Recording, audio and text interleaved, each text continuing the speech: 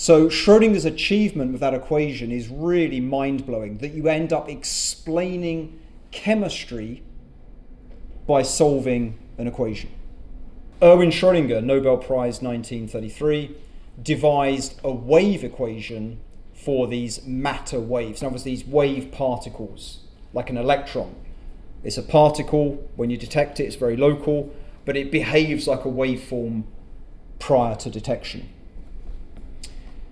So Schrödinger's equation then was explaining many of the results that we started to see. I covered it in the tutorial on Friday, really, where we don't just have one quantum number, you actually have many quantum numbers. And Schrödinger's equation is what explains the need for multiple quantum numbers. And I won't dive into it in great detail, but if you've understood that we need one quantum number to fit a waveform into an orbit for the Bohr model of the atom, then likewise, I hope you'll be willing to accept we need a certain number of definite quantum numbers to solve the Schrödinger wave equation, which I'm about to introduce. Okay, so let's look at a very simple wave function known as the cosine. So you all know what a cosine function looks like. So k is the spatial frequency. That says how many times the wave repeats within some interval 2 pi. And then we could have some amplitude a that just affects the scaling up or down of the cosine function. Okay, so this is a very simple wave function. So as mentioned then, the frequency is k, and I'm calling that a spatial frequency because I'm writing this as a spatial function. You might be more familiar with, say, f of t is equal to cos omega t or something like that. Okay, so omega t, that would be saying how many times the cosine function fits within 2 pi of time. Here I'm talking about a spatial wave. So kx, k is the spatial frequency, also known as the angular wave number. Why is it called that? Well, it's defined by this, but let's see what that means. This k, the spatial frequency, says how many times of the wavelength fit into 2 pi. That's what the spatial frequency is. In other words, high spatial frequencies mean we have many wavelengths fitting into an interval 2 pi. Small spatial frequencies, we have a small number of waveforms fitting into 2 pi. Okay? That's why it's called the wave number. What's the number of lambda fitting in 2 pi? So let's show that again here. So here's our 2 pi r circumference.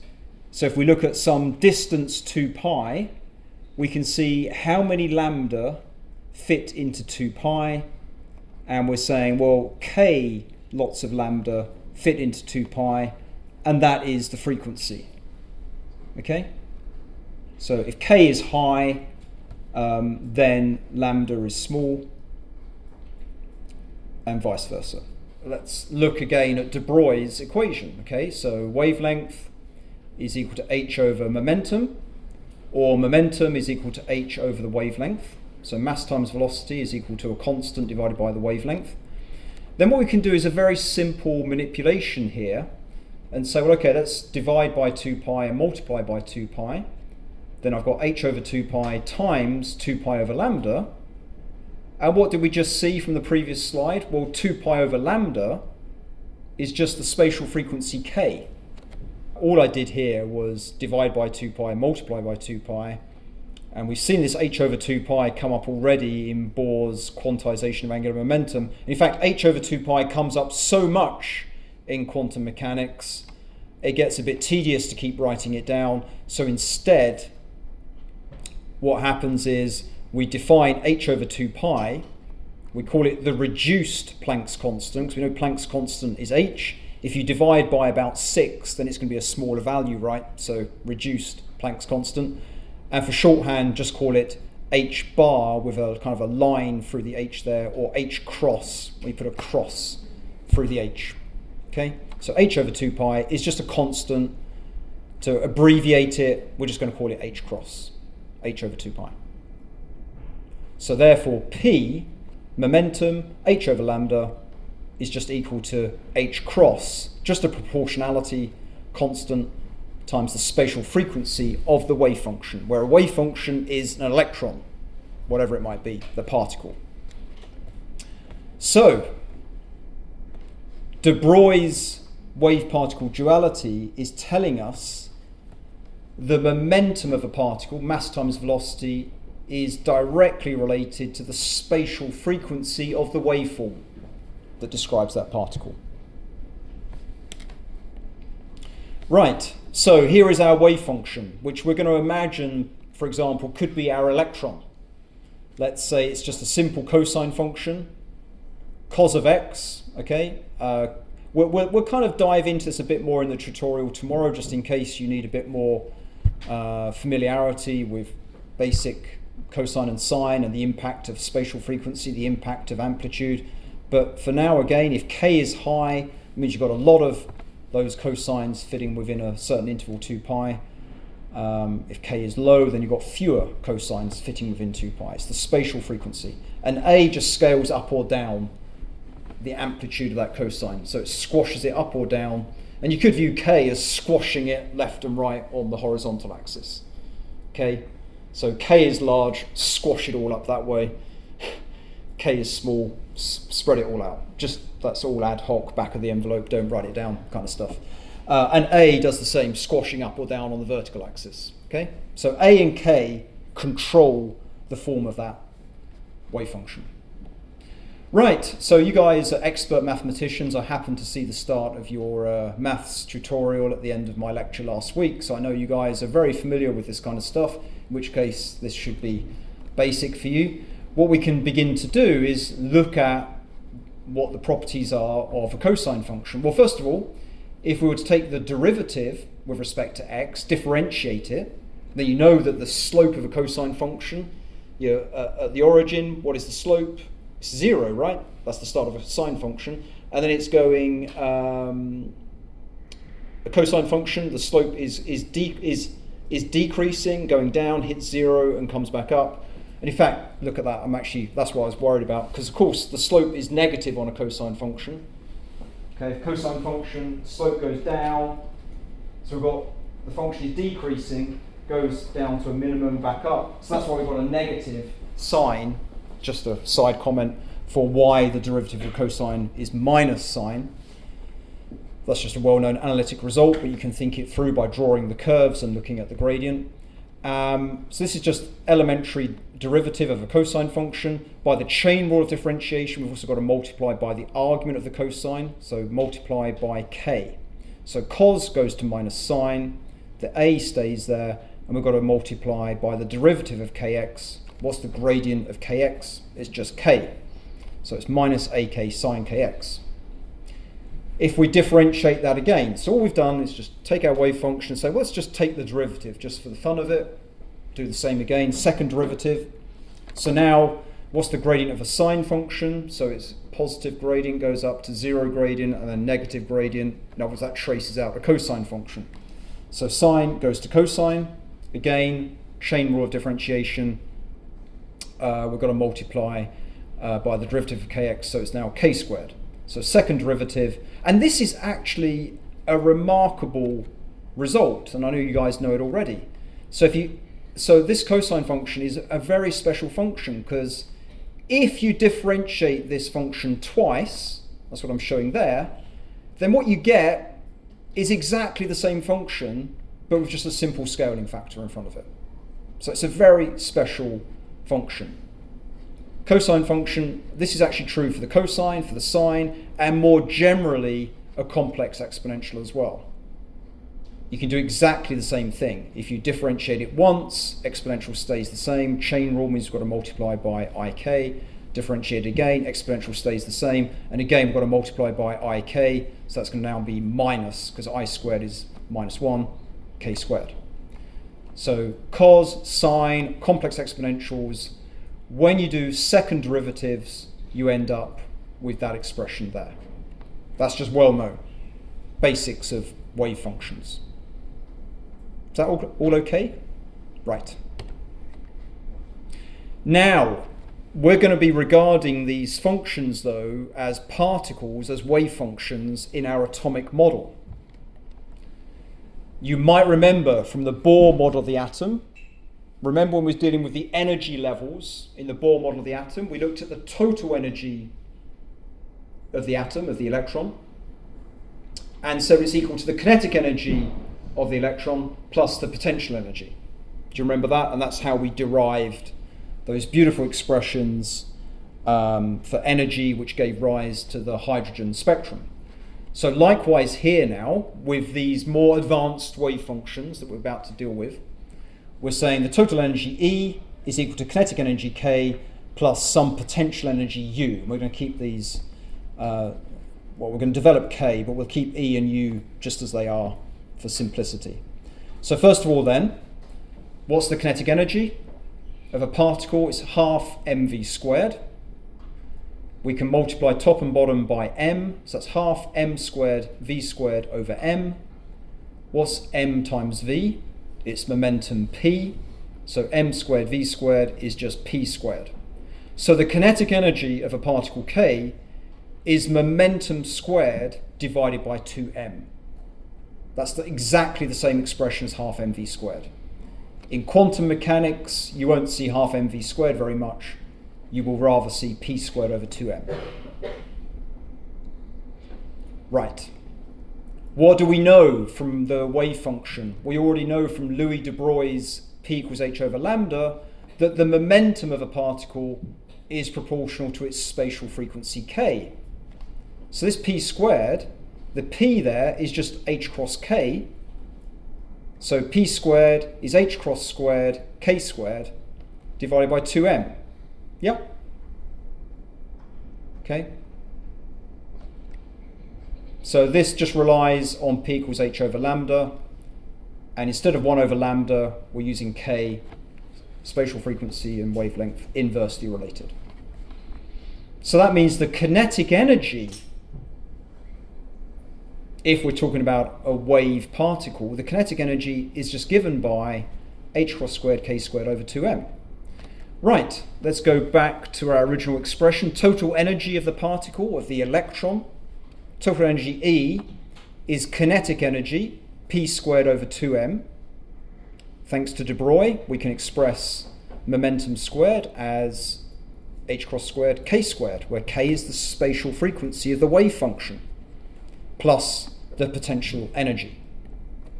So let's work a bit more with that. So let's do E minus U over there, multiply both sides by 2m, divide by h cross squared, and what we've now got is an expression for k squared.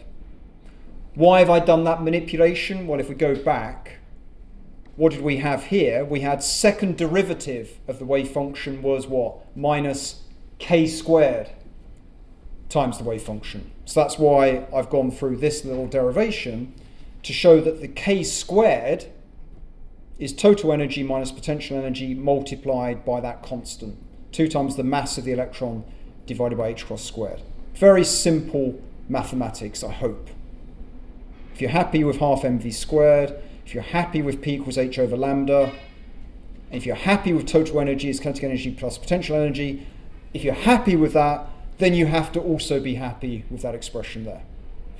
Right, we're nearly there. Right, so our particle is a wave. If our wave function is this simple cosine, we already know if we differentiate that twice, then we get exactly the same function, but because this is like an eigenfunction of the differential operator. So basically the function stays the same, it just gets simply scaled. That's the remarkable thing about cosine sines, or more particularly complex exponentials. So second derivative of the function is just equal to the function with a scale factor. K squared, we've already found k squared when we deal with total energy and potential energy. It's just given by this expression here. So we can substitute that directly in to our very simple second order differential equation. Second derivative then is minus k squared, so that's minus e minus u times 2m over h bar squared times the function. Okay? by the way, of course, we could have also used a complex exponential. Let's keep going here. So I've done the minus both sides, multiply both sides by a negative, so I'll get minus over here, not over here. Divide by 2m, multiply by h bar squared. So it's a very simple manipulation to go from there to there. And now we are virtually there. That is, in fact, the time-independent Schrödinger equation. So if you have a wave function, take its second derivative, multiply it by a scale factor, add on the wave function with the potential operator here, then you get the total energy operating on the wave function. And that is the time-independent version, albeit in 1D, just to keep it simple, very introductory demonstration here. This is a very elementary introduction. We've just shown this form of the time-independent Schrödinger equation. And all we're saying is the kinetic energy, which was this guy, potential energy here, just it has to equal total energy. That's all that's really going on here. So I'm showing it here in 1D, but I'm sure you'll all agree that the real world is in 3 dimensions, and I hope you're willing to accept it way beyond the scope of the few minutes I've got left. You can, of course, extend that 1-dimensional equation to a 3-dimensional equation. And then you can begin to plug in values for the mass of the electron, and so on. And then you're left with a mathematics problem. And this is what is so amazing about this equation. Because what we're saying here is, okay, well, given the potential in the hydrogen atom, given the mass of the electron, h bar squared, and so on, what is the wave function psi that satisfies that equation in 3D? And to do it in 3D, you probably either go to a chemistry degree class or a physics degree class, not a biomedical engineering degree class. And you will solve that equation in 3 dimensions using spherical polar coordinates.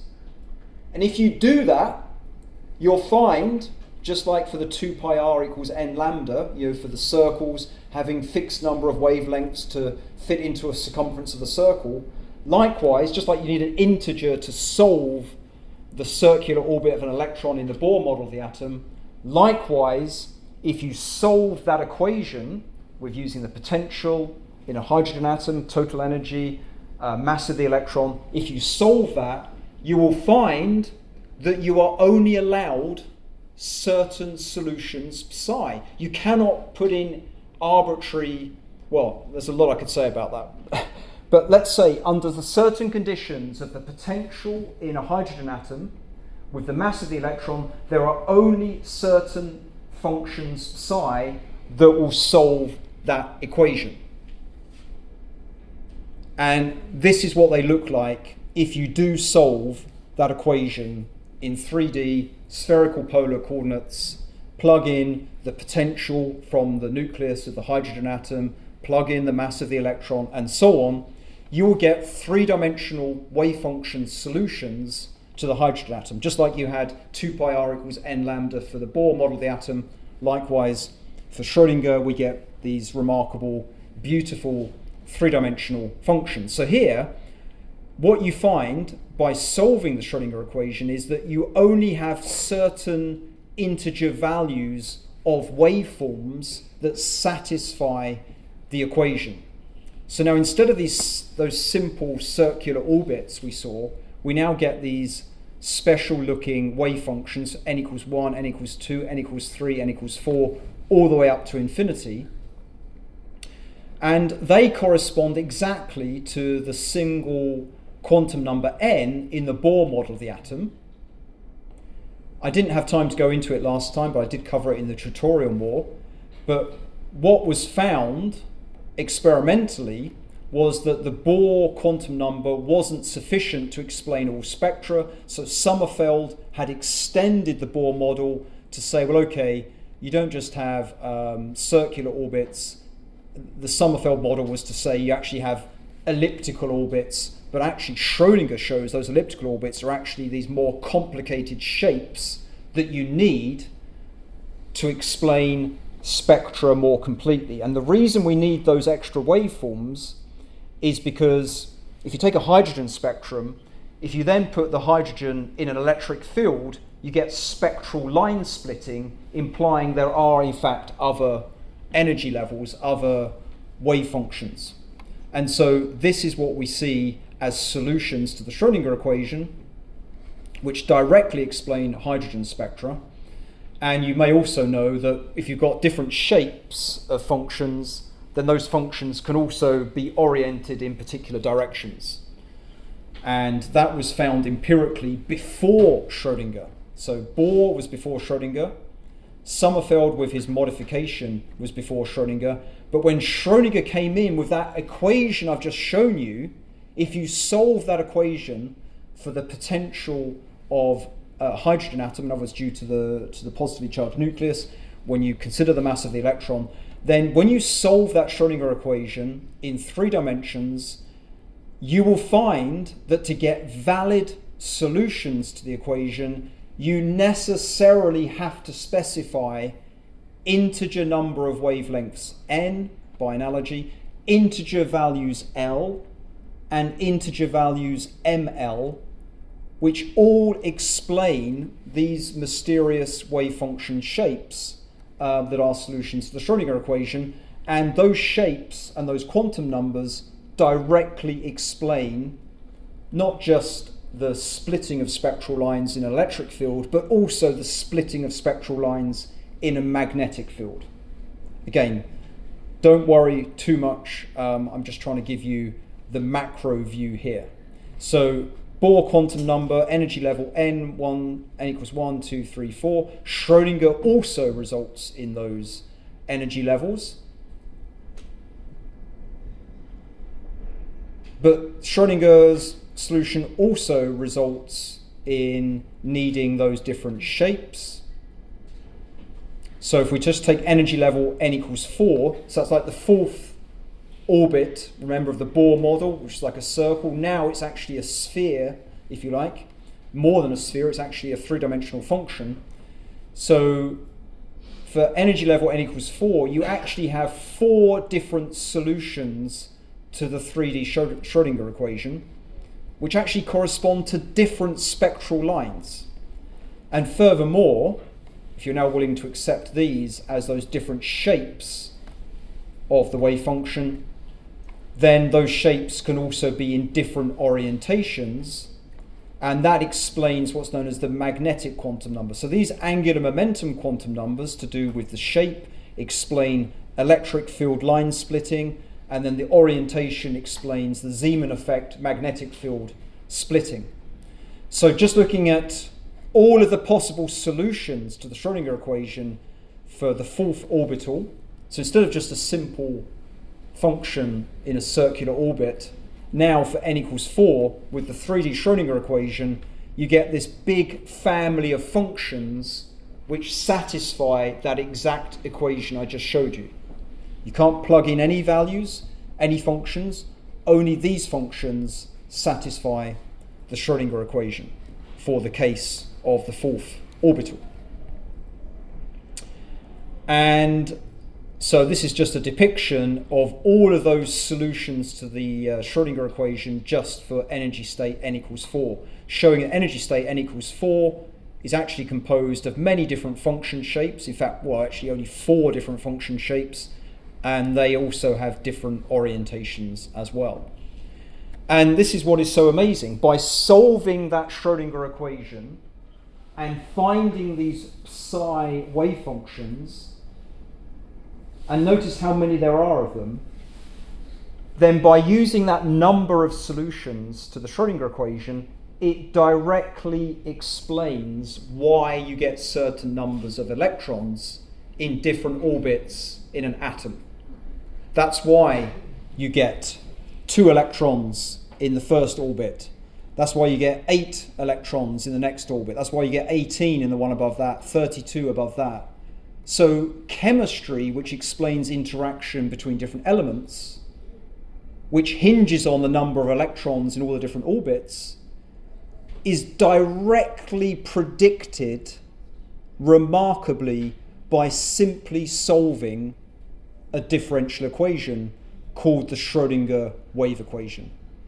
So Schrödinger's achievement with that equation is really mind-blowing, that you end up explaining chemistry by solving an equation.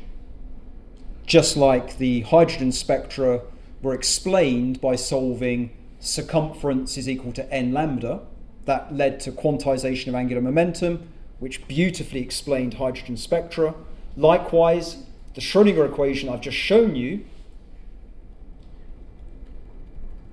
which was that expression there in 3D. If you solve that in 3D, you only get certain solutions, and those certain solutions explain the reason why you get very definite numbers of electrons in particular orbits.